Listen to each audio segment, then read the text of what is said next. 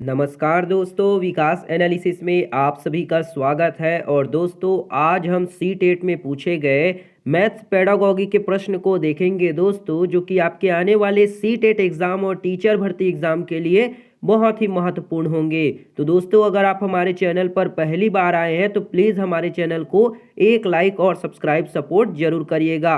दोस्तों, ये जो सारे क्वेश्चन हम आपको कराते हैं ये पूरे प्रीवियस ईयर के क्वेश्चन होते हैं और इसी से दोस्तों आपके सी टेट एग्जाम में भी प्रश्न जो है पूछे जा रहे हैं। तो आप जो है दोस्तों इन प्रश्न को जरूर देख के जाइएगा, आपको आपके एग्जाम में जरूर सक्सेस मिलेगी। तो चलिए दोस्तों, एक एक करके सभी प्रश्न को हल करते हैं।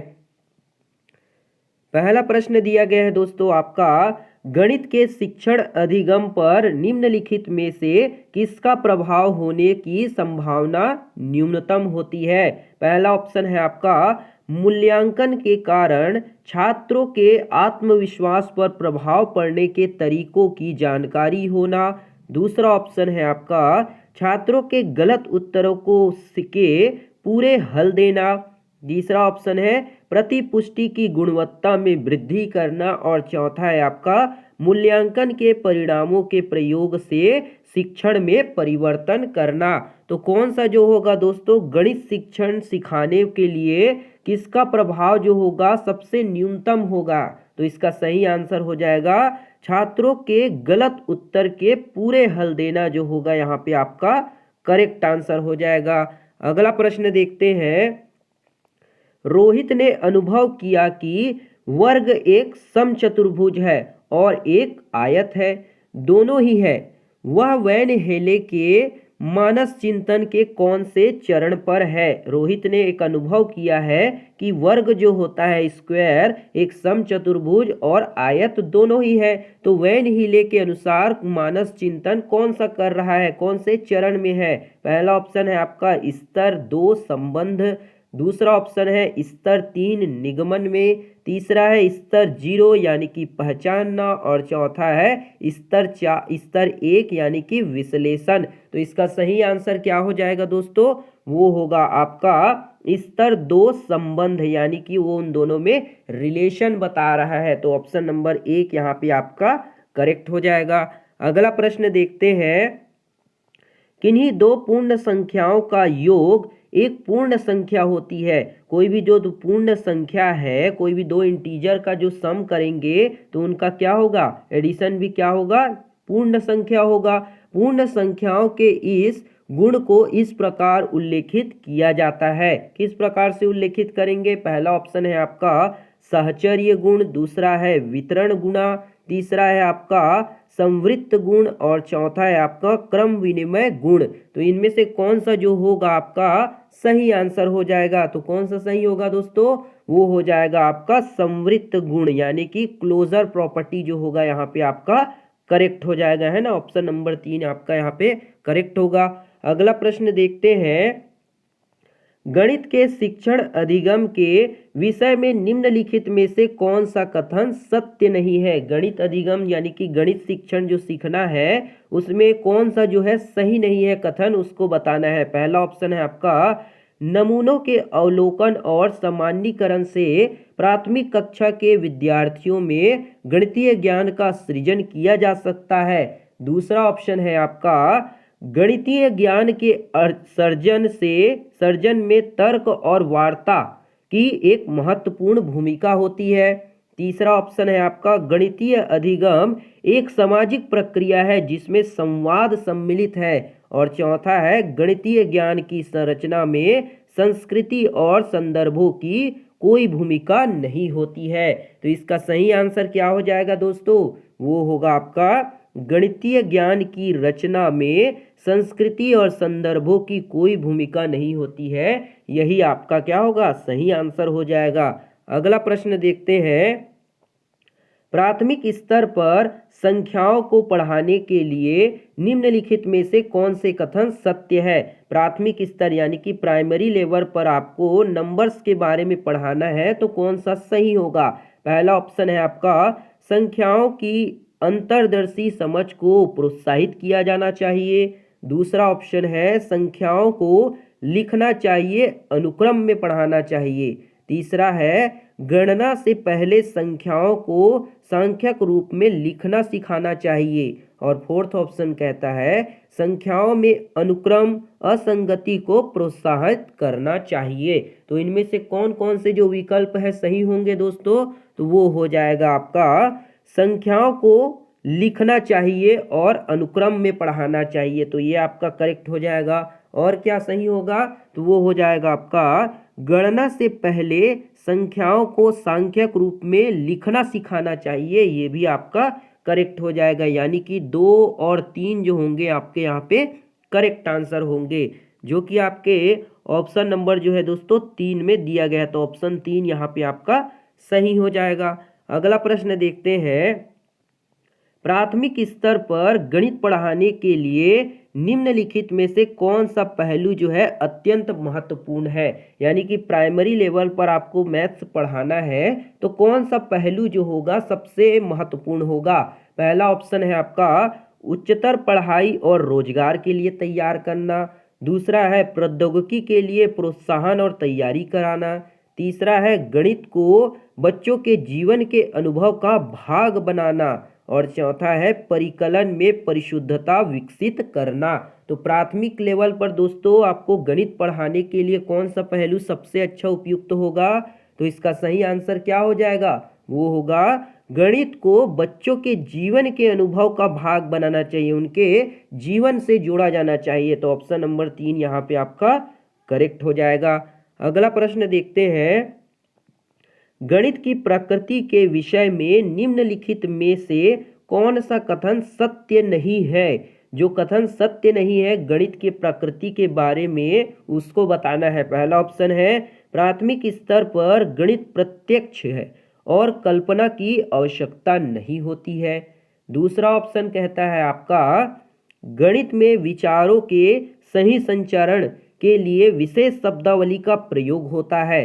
तीसरा ऑप्शन है गणितीय ज्ञान की संरचना में तर्क कौशल महत्वपूर्ण है। और चौथा है आपका गणितीय संकल्पनाओं की प्रकृति श्रेणीबद्ध होती है। तो इनमें से कौन सा जो होगा दोस्तों सही नहीं होगा, तो वो हो जाएगा आपका गणित की जो संकल्पनाओं की जो प्रकृति है वो श्रेणीबद्ध होती है, यही आपका यहाँ पे करेक्ट आंसर हो जाएगा।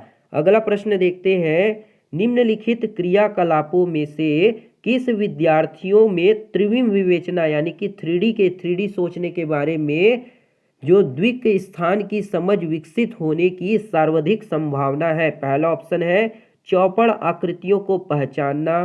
दूसरा है आंकड़ों को निरूपित करने के लिए दंड आलेख खींचना। तीसरा है एक संख्या चार्ट में नमूने को पहचानना। और चौथा है सुडोकू पहेली को हल करना। तो कौन जो होगा दोस्तों, कौन सा एक्टिविटी होगा जो कि विद्यार्थियों में त्रिविम विवेचना को विकसित कर सके सबसे अच्छे तरीके से, तो कौन सा जो होगा सही हो जाएगा, तो वो होगा चौपड़ आकृतियों को पहचानना। ऑप्शन नंबर 1 यहाँ पे आपका करेक्ट हो जाएगा। अगला प्रश्न देखते हैं दोस्तों। अगला प्रश्न है, बच्चों को भिन्न की संकल्पना पढ़ाने के लिए निम्नलिखित में से क्या अत्यंत उपयुक्त है। यानी कि बच्चों को आपको फ्रैक्शन के बारे में पढ़ाना है तो आप किस तरीके से पढ़ाएंगे। पहला ऑप्शन है संख्या चार्ट द्वारा। दूसरा है क्विज़ेनियर रॉड्स द्वारा। तीसरा है गिन तारा के प्रयोग से। और चौथा है जियो बोर्ड का उपयोग करके आप बच्चों को भिन्न समझाएंगे। तो कौन सा विकल्प जो होगा इसमें सही होगा, तो वो हो जाएगा क्विज़ेनियर रॉड्स द्वारा जो है हम बच्चों को पढ़ाएंगे तो भिन्न की अवधारणा को अच्छे से समझा पाएंगे। तो ऑप्शन नंबर 2 यहाँ पे आपका करेक्ट हो जाएगा। अगला प्रश्न देखते हैं, निम्नलिखित कथनों में से किसमें संख्या 3 का प्रयोग क्रम सूचक भाव में हुआ है। पहला ऑप्शन है प्रत्येक समूह में 3 टीम सदस्य है। दूसरा है इस डिब्बे में 3 पेंसिलों की कई समूह हैं। तीसरा ऑप्शन मैं इस इमारत की तीसरी मंजिल पर रहता हूँ। और चौथा है आपका इस घर में 3 कमरे हैं। तो कौन सा ऐसा क्रम सूचक भाव है दोस्तों जिसमें संख्या के तीनों सूचक का प्रयोग किया गया है, तो कौन सा जो होगा इसमें सही हो जाएगा, तो वो हो जाएगा मैं इस इमारत की तीसरी मंजिल पर रहता हूँ, यही जो होगा आपका यहाँ पे करेक्ट आंसर हो जाएगा। अगला प्रश्न देखते हैं, शुद्ध कथन को पहचानिए। शुद्ध कथन को हमें पहचानना है। पहला है परिमाप और क्षेत्रफल का मात्रक समान होता है। दूसरा ऑप्शन है किसी आकृति का आकार उसकी परिमाप का निर्धारण करता है। तीसरा है यदि दो आकृतियों का क्षेत्रफल समान है तो उनका परिमाप भी समान होगा।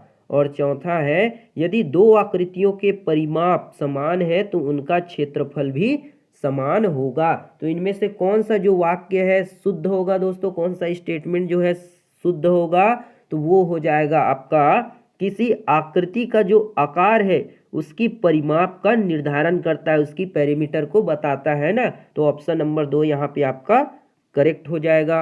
अगला प्रश्न देखते हैं, गणितीय पाठ्यक्रम के संबंध में शुद्ध कथन को पहचानिए। जो गणितीय पाठ्यक्रम है उसके संबंध में हमें शुद्ध कथन को पहचानना है। पहला ऑप्शन है आपका समझ को बेहतर करने के लिए ऋणात्मक संख्याओं संकल्पनाओं का परिचय प्राथमिक स्तर पर देना चाहिए। दूसरा ऑप्शन कहता है क्षेत्रफल मापन की संकल्पना की परिचय केवल उच्च प्राथमिक स्तर पर देनी चाहिए। केवल उच्च प्राथमिक स्तर पर कहा गया है ना। तीसरा है आपका बीजगणितीय विचारों की नींव प्राथमिक स्तर पर डाली जा सकती है। और चौथा कहता है भिन्नों की संकल्पना का परिचय केवल उच्च प्राथमिक स्तर पर ही देना चाहिए। तो गणितीय पाठ्यक्रम के संबंध में कौन सा जो होगा शुद्ध कथन हो जाएगा, तो वो हो जाएगा आपका समझ को बेहतर करने के लिए ऋणात्मक संख्याओं की संकल्पनाओं का परिचय प्राथमिक स्तर से ही दे देना चाहिए। तो ऑप्शन नंबर 1 यहाँ पे आपका सही हो जाएगा। अगला प्रश्न देखते हैं। अगला प्रश्न है आपका प्राथमिक स्तर पर त्रिभुजों की अवधारणा का परिचय देने के संबंध में शुद्ध कथन को पहचानिए। जो प्राथमिक स्तर है उस पर त्रिभुजों की अवधारणा यानी त्रिभुज के कॉन्सेप्ट के बारे में आपको पढ़ाना है। तो कौन सा जो होगा संबंध सही हो जाएगा।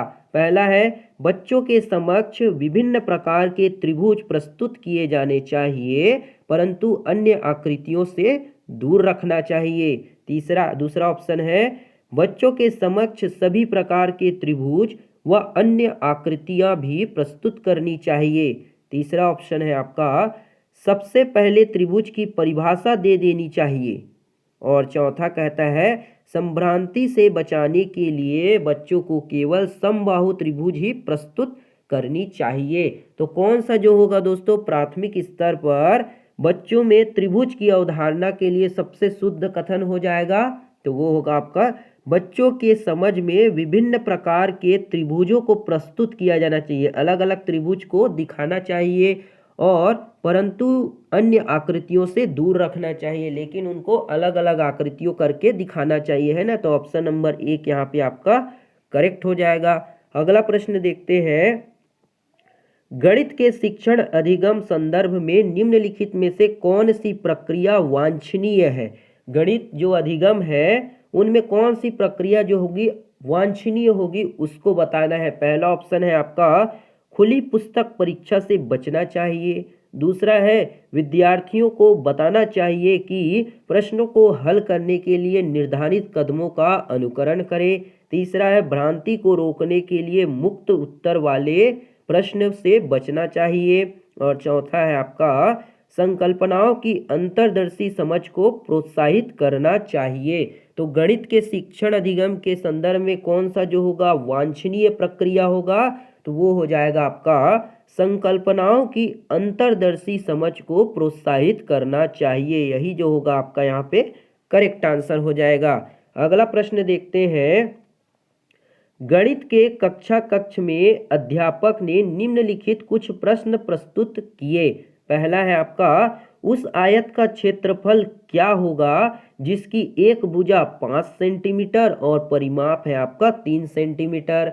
दूसरा प्रश्न है आपका उस संख्याओं का समुच्चय ज्ञात कीजिए जिसका माध्यक 4 है। और तीसरा है 0 से 8 के मध्य सभी अभाज्य संख्याओं की सूची बनाइए। 0 से 8 तक के जितने भी प्राइम नंबर हैं उनका हमें लिस्ट करना है। चौथा है आयतों के बारे में आपको जो भी गणितीय जानकारी है मुझे बताइए। इस तरह से एक अध्यापक ने बच्चों से प्रश्न किए। तो बताना है कि इनमें कौन सा जो है मुक्त सिरे वाला प्रश्न है और कौन सा जो है बंद सिरे वाला जो है प्रश्न होगा। तो कौन कौन से मुक्त सिरे वाले प्रश्न होंगे, तो वो हो जाएगा आपका उस आयत का क्षेत्रफल, उस आयत मतलब कोई भी आयत हो सकता है जिसकी क्षेत्रफल कितनी है 5 सेंटीमीटर भुजा है और परिमाप है 30 सेंटीमीटर। तो ये आपका क्या हो जाएगा मुक्त सिरे वाले प्रश्न हो जाएंगे, यानी कि ए आपका मुक्त सिरे वाला प्रश्न हो, नहीं ए जो होगा आपका बंद सिरे वाला हो जाएगा, है ना, ध्यान रखिएगा बंद हो जाएगा क्योंकि यहाँ पे आपको पहले से दे दिया गया है। तो ये ए जो होगा दोस्तों आपका बंद सिरे वाला प्रश्न होगा, ये क्या होगा बंद सिरे वाला प्रश्न हो जाएगा। और दूसरा जो है उन संख्याओं का समुच्चय ज्ञात कीजिए जिनका माध्यक 4 है, तो ये भी आपका क्या होगा बंद सिरे वाला प्रश्न हो जाएगा। तो बी भी आपका ये बंद सिरे वाले है ना, बंद सिरे वाले प्रश्न हो जाएंगे। और तीसरा ऑप्शन दिया है आपका 0 से 8 तक के सभी अभाज्य संख्याओं की सूची बनाइए, तो ये भी आपका क्या होगा बंद सिरे वाले प्रश्न हो जाएंगे, यानी कि ए बी सी जो हो गए आपके बंद सिरे वाले प्रश्न हो गए। और लास्ट में बचा आपका डी, आयत के बारे में जो आपको गणितीय जानकारी है, आयत के बारे में आप जो जो जानते हैं उसके बारे में बताइए, तो ये आपका हो जाएगा ओपन सिरे वाला प्रश्न, यानी कि ये क्या होगा मुक्त सिरे वाला प्रश्न हो जाएगा। तो डी जो होगा ये क्या होगा खुला सिरे वाला प्रश्न हो जाएगा, है ना। तो ऑप्शन नंबर आपका जो चौथा दिया गया है ए बी सी जो है बंद सिरे वाले प्रश्न और डी जो है मुक्त सिरे वाले प्रश्न। तो ऑप्शन नंबर 4 जो होगा यहाँ पे आपका करेक्ट हो जाएगा। ए बी सी क्या होंगे बंद सिरे वाले प्रश्न होंगे और डी जो होगा आपका मुक्त सिरे वाला प्रश्न हो जाएगा। तो ऑप्शन 4 यहाँ पे आपका सही होगा। ये थी दोस्तों आपके मैथ्स पेडागॉजी के प्रश्न दोस्तों, जिसको हमने आपको समझाने की कोशिश की है। उम्मीद करते हैं दोस्तों आपको ये वीडियो पसंद आया होगा। अगर वीडियो बढ़िया लगा हो दोस्तों तो एक लाइक जरूर करिएगा, शेयर सपोर्ट सब्सक्राइब जरूर करिएगा। मिलते हैं दोस्तों अगली वीडियो में, तब तक के लिए जय हिंद, वंदे मातरम।